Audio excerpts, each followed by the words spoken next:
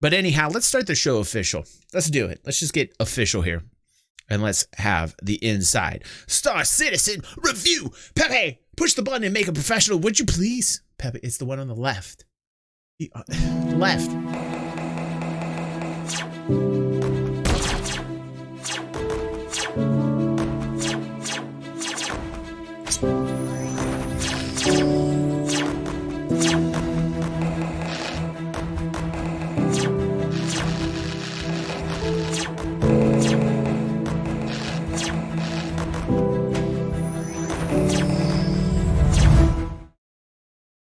Oh, hello there.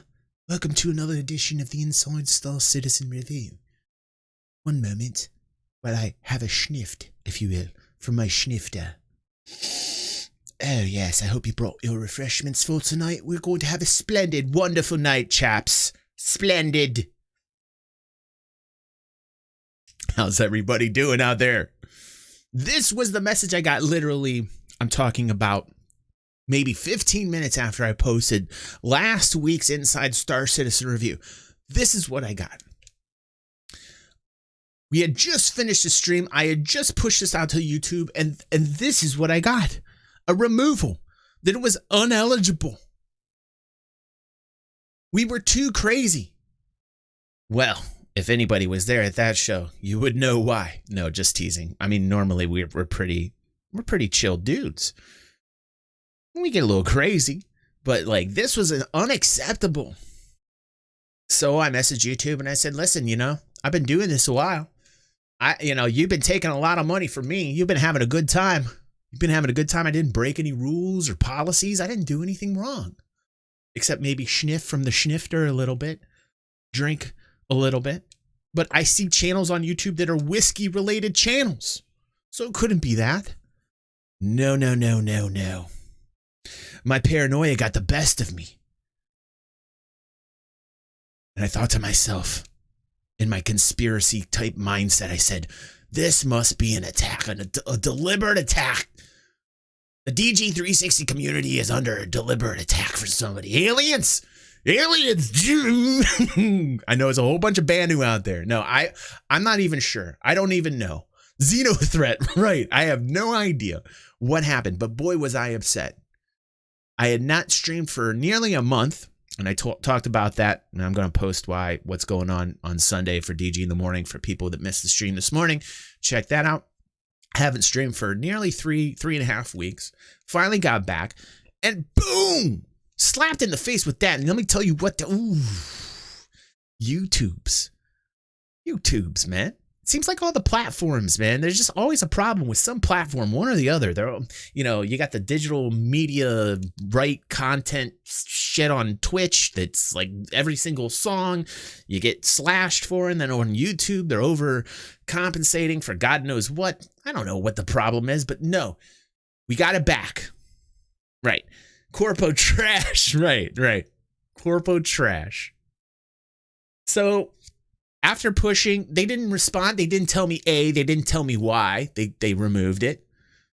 And then after writing them, it was up pretty instantly. They got on it. They got on the ball like 10 minutes after I wrote them. A very long correspondence. It got back on. But no explanation as to why. I'm still playing, by the way. And I'm having a good time with Cyberpunk. I'm having a really good time with Cyberpunk 2077, actually. But I've got PC, PC Master Race. And that's the way it should be played. That's the way all games should be played on a PC. And you would have a lot less problems if you actually played on a PC. People on my channel in this community, they kind of understand that. So anyway, let's get to the show, shall we? We've talked enough about this. I just want to kind of mention that for people that were a little concerned or confused on the last show that we had. They were like, what happened? Where's it at? Why can't I watch it? I had plenty of direct messages. Thank you. Thank you, Killian. And for those people, this is basically me letting you guys know that they did not give me one reason as to why they removed the video, but it is back. And I apologize about YouTube's incompetency and their terrible communication. Now, Thank you, Dutch. That was very well done. Between Killian and Dutch right there, you guys were very professional in your support for this channel. That was timed like music. I felt like I was in part of like an orchestra. That was so very good. It was the nudity. Says Ross, it was the nudity. So I danced around naked, you know, for like 10, 15 minutes. Everybody loved it. Most support I've ever gotten on the channel. So what? So I rubbed my nipples a little bit. Nothing wrong with that. So I had a little exciting in my pants. That's the wrong word, DG. Why are you saying that? No, that is the correct word. If you missed the stream this morning, shame on you. Shame on you. Let's watch Inside Star Citizen on the Inside Star Citizen review. I'm very excited about this. Logo to go. Now, logo to go. Does this have anything to do? I'm excited in my pants right now. Yes, that's right.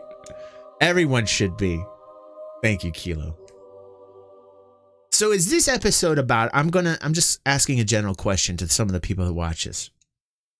Is this show about like putting like your own logos on things? Like, you know, being able to like make things more uniquely you and individualistic in the game?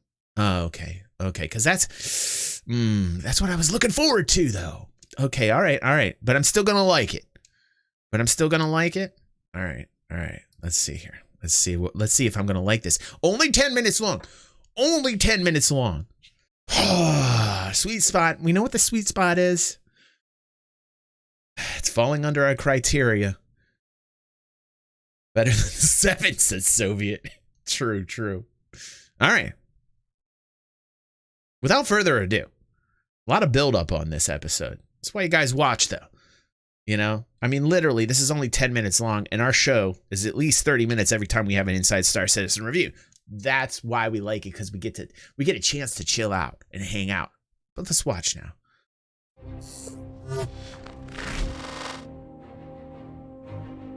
Often, logos are the first thing you'll see. All right. I can't hear first off, so we're gonna turn up. We're gonna turn up a little bit. I always find that the audio is never at a constant level with the Star Citizen radio. Jared, what's going on? In an environment, and they help to give the player an impression of what that environment's all about. It might stir emotion.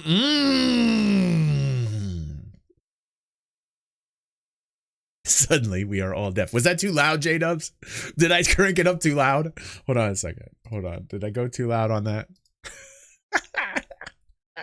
Oh, are we okay? Okay. All right. I wasn't sure, man. I didn't want to pull a Jared. Oh, just joking, Jared. I love you, dude. This is awesome. We might have deliberately aggressive looking logos, or maybe they're kind of cute.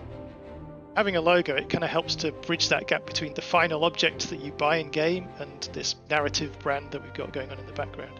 If it's all branded well, I think it adds a lot to the experience for the user. You know what would add even more experience to the user? Being able to put our own logos in there. You know, there's been a lot of talk about this. I know Test Squadron, they want it. They're a big, they're like 3/4 of the people in Star Citizen. I'd like to have some nice DG360 logos for our org. You know, I'd like to have some nice DG360. We're working on it in Dual Universe right now. You could do that in Dual Universe. Trying to immerse themselves into the world of Star Citizen. So you would think so, but it doesn't really happen in Dual Universe. Well-developed logo for businesses within the game, companies within the game, gangs within the game. These are looking really slick. Food products in the game. It really helps to make the game seem real. So you go to really industrial town, we might have a logo that's a bit more kind of bold and blocky and cheaper looking. That helps to reinforce the feel that that environment is not upmarket, it's maybe been done in a rush, or the guy is not particularly up on his style. Maybe it's a cheaper establishment. So it helps to give the player an idea of what kind of setting they're in as well. These logos are, developed the same way as they would if they were designed them for real life businesses. Everywhere you look, there's branding, and people expect that. What if there was a way in which we could submit our logos to the RSI site for approval? That way we don't have to worry about, dicks and all the wonderful shit that nobody really wants to see. Now, that would be pretty cool. And I think, really, that's something that needs to be talked about, huh? Because a lot of people want the ability to put their own organization logos on their ships, on future buildings that we will be able to own, outposts of that nature made. I'm sure that there's a lot of people that want that. When it comes to the process of design, we get a great brief describing the product or the logo that we need to design. Ross. So once the artist has given us a selection of logos, the next step in the process is to present that to the directors. That as well, and Kilo. We sit down and we think which of these logos kind of sells the idea of the brand. Does the logo tie into the description that we've got, to the name, and also where it's going to be used in the environment? And I'm so sorry to interrupt, but these are just random thoughts. I like to do this when we have the Inside Star Citizen review. We are reviewing it, so it's important, that we voice up. But like as cool as these logos are looking, right? There seems to be like a disconnect for me, because I really want this to translate to the players, to the gamers, to us, so that like on our own armor, or on our own ships, or on the own buildings, like we are able to put our logos. I think that's makes it unique. One of the logos that we're working on at the moment is Voyager Bar. This was interesting because we'd actually started building the environment before we made the logo. The bar has great detail, the architecture is phenomenal, and so what I did for this logo is I tried to mimic the shape of the bar to the logo.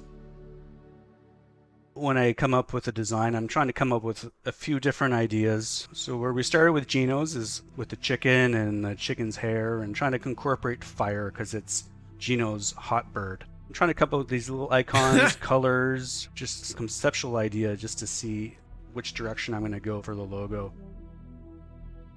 One of the examples is a bit more traditional. It totally works as a brand, but a couple of the other ones have a bit more character because they've got that image of the bird in there. This was going to be the third concept. That's a Chick-fil-A. Hot bird. I really liked how the G comes Copyright around, infringement. the beak and the eye.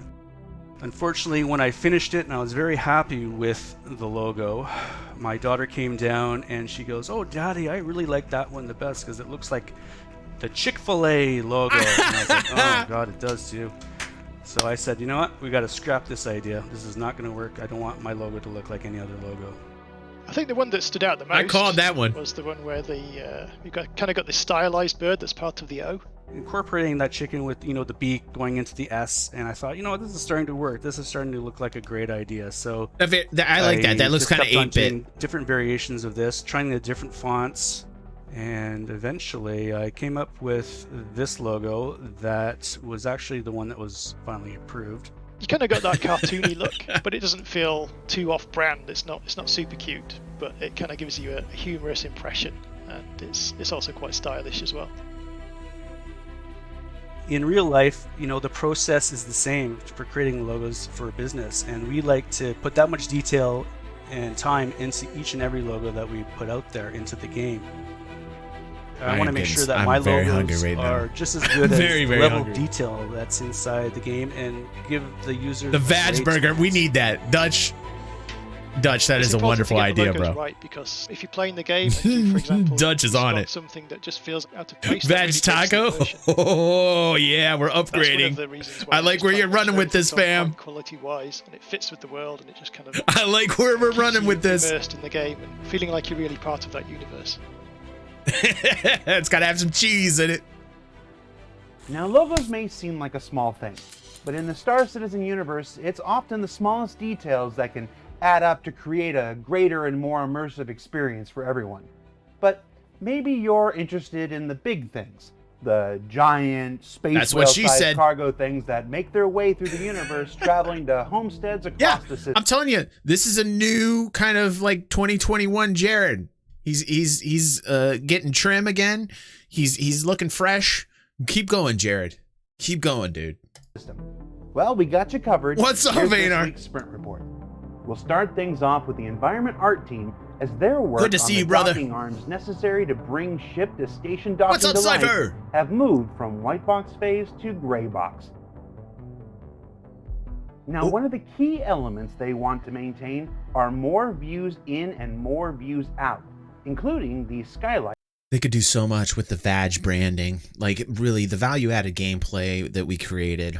Just the name in itself is value-added gameplay. Vag, hashtag Vag burgers, hashtag Vag tacos. There should be so much Vag in the game that it's just exploding with goodness, Vaggy goodness. It just needs to be in there. I feel like Vag tacos and Vag burgers, Vag dogs. I mean that. Whoa, I mean that's a little crazy. I just think that needs to be in the game. Lights up above. We know it came here. And So then, of many course, people steal there's our the ideas, thing of right? the It just docking hubs happens, bro. themselves, and the hows and the whens and the wheres to place them along the stations of the Stanton system. So there's enough room to fit some of our larger ships should they need to come in.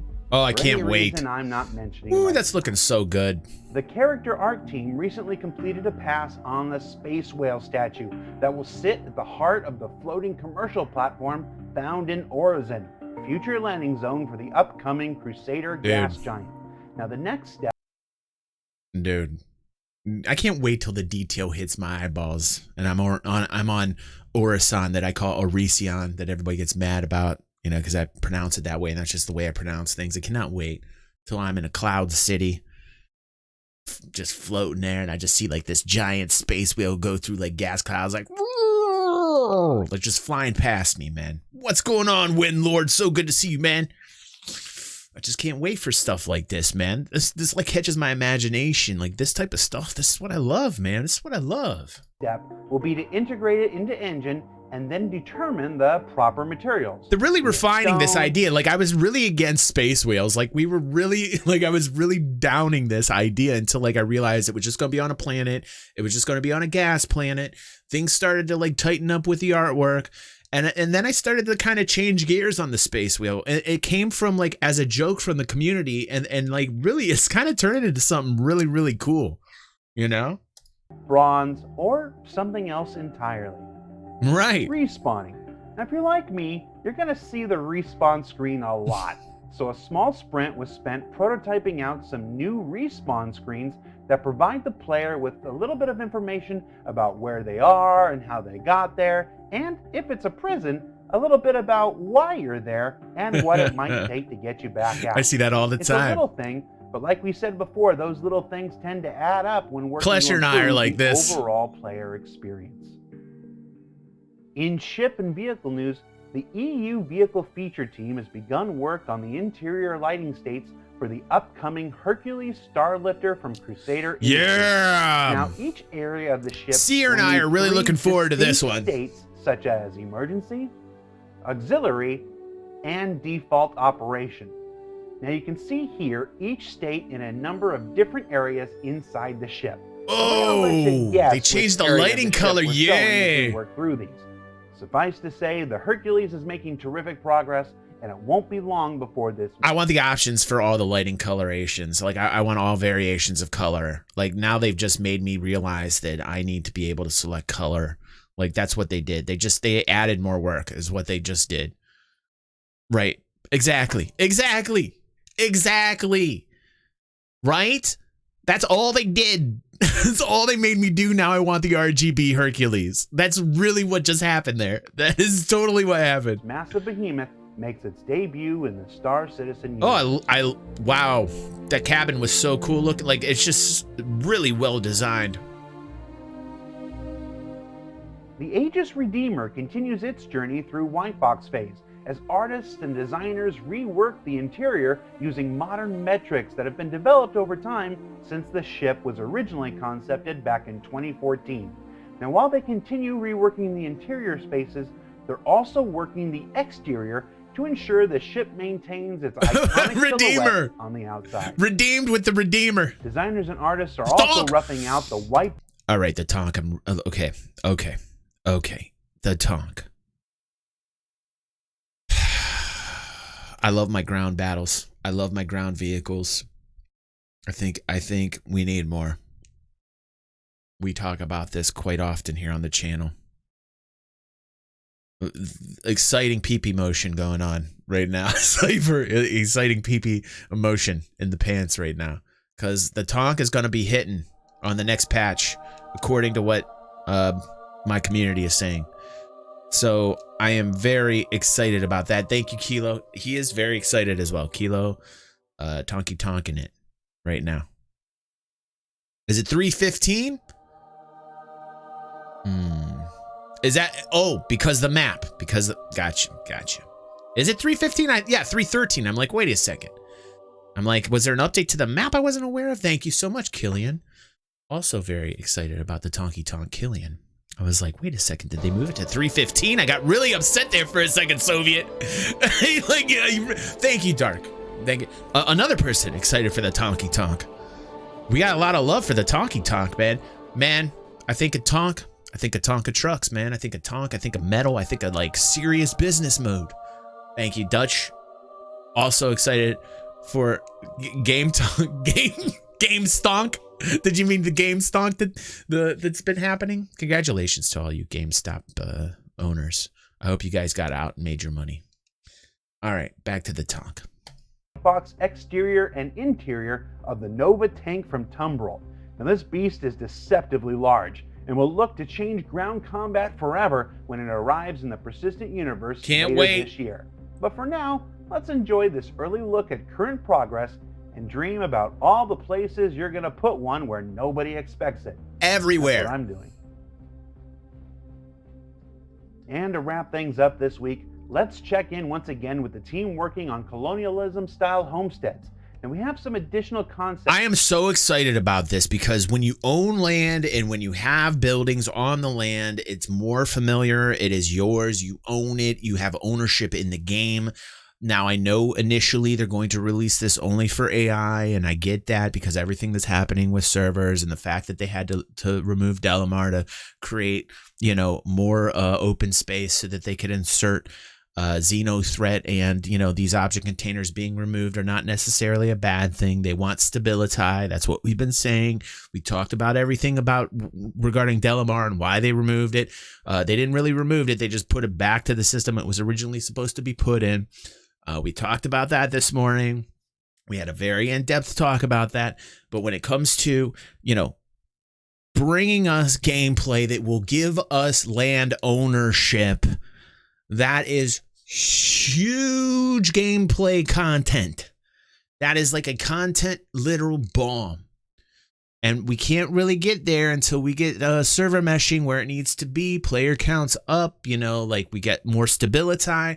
Then obviously I think they'll do the transition from the AI into more player owned. And I'm really looking forward to this aspect of gameplay. It is going to be great. Accepting for a variety of add-ons to be found throughout the various encampments, like these cooling stations for enormous server racks. Power plants with varying arrays of subcomponents like antenna, piping, displays, ladders, They're creating the assets. They look fuel good. Tank arrays, I like the looks of fuel tank. That's great. The fuel tank arrays are great. Connect with one another. Yeah, I agree, Dutch. I agree, dude. The horizon.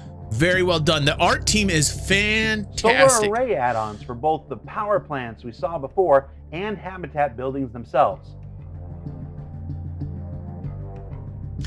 I really hope they develop a system that is very similar to Dual Universe. Thank you, Pioneer. Oh, that would be wonderful, Win. That'd be wonderful.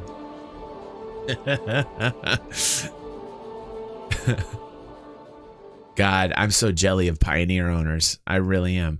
But I really think they need to employ land owning and land-based owning system to like what Dual Universe is right now, how they take the planet and they split it up into hexagons and you literally take beacons and you plant them down and you own that hexagon. And then it becomes a giant strategic battle to hold on to that land. It's a very well thought out, created design system inside a Dual Universe when it comes to land ownership. And I really hope that Cloud Imperium and Chris look at that model and take concepts, at least some type of design from it, and incorporate it into their own land ownership. So I know that Cloud Imperium watches the channel. I know that some of you devs watch every once in a while. I know that Jared watches every once in a while. Highly recommend you guys look into Dual Universe and see how they go about land ownership. I think that is very professional. I think that it's probably the best that I've seen, the best that I've played. And I'm having a really good time with how they dole it out. The pricing structure, the economic value of the land, the parameters, how big the pieces of the parcels are. They do a fantastic job at splitting up a planet or a moon. And I really hope that Cloud Imperium looks at it and takes it as an example for themselves. Refinery units.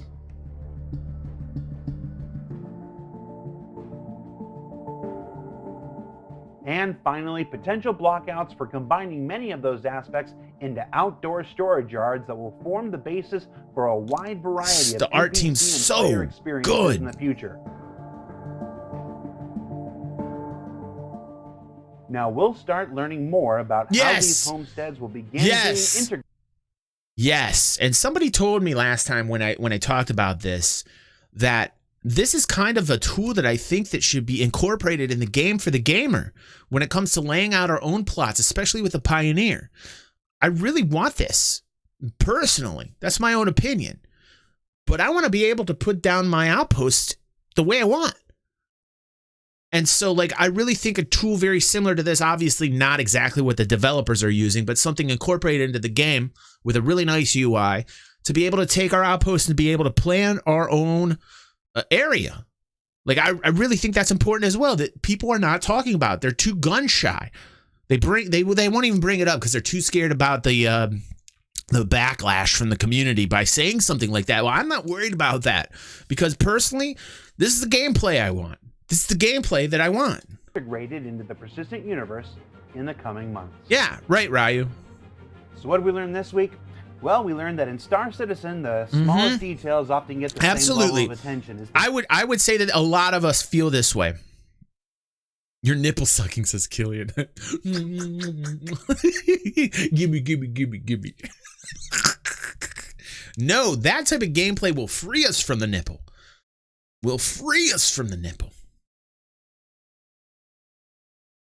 You understand? You understand? People that did not watch this morning's show have no idea what we're talking about right now.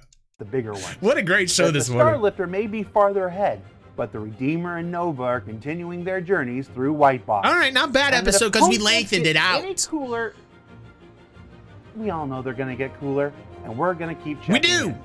Also, don't forget I like that he said that. Star Citizen Live tomorrow.